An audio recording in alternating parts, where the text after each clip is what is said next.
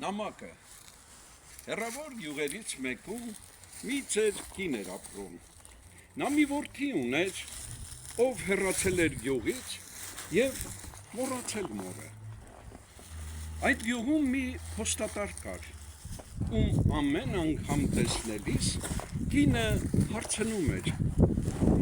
«Նամակ չունեմ որդիս»։ Փոստատարը գլխով էր անում ու հեռանում։ Այդպես ամիսներ էին անցնում։ Մի օր փոստատարը թակեց ծեր կնոջ դուռը ու նամակ հանձնեց։ Կինն ուրախությունից փարվեց փոստատարին և հուզմունքից լաց եղավ։ Այդ օրվանից ամեն շաբաթ փոստատարը նամակ էր բերում ծեր կնոջը։ Տարիներ անց կինը մահացավ։ Մի օր թակեցին փոստատարի դուռը, ներս մտավ գյուղապետը ու մի նամակ փոխանցեց։ Փոստատարը բարձեց ծրարը, զարմանքից քարացավ և հուզմունքից սկսեց բարձրաձայն կարդալ. «Որդիս, շնորհակալ եմ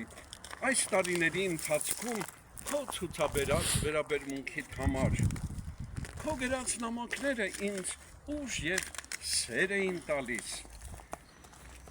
Առաջին իսկ նամակից ես հասկացա, որ գրողն իմ տղան չէ, նրա հոգում ջերմություն չկա։ Իմ տունը և տարիներիս վաստակը ես քեզ եմ նվիրաբերել։ Ապրիր ու վայելիր իմ արժանի զավակ։ Հարազատությունը միայն արյունով չի որոշվում, այն ծնվում է փոխադարձ ջերմությունից և հոգատարությունից։ Հարազատ է նա, ով լույս և վստահություն է բերում։ Դա է կյանքի իսկական արժեքը և այն, ինչ թողնում ենք իրար որպես ամենագեղեցիկ ժառանգություն»։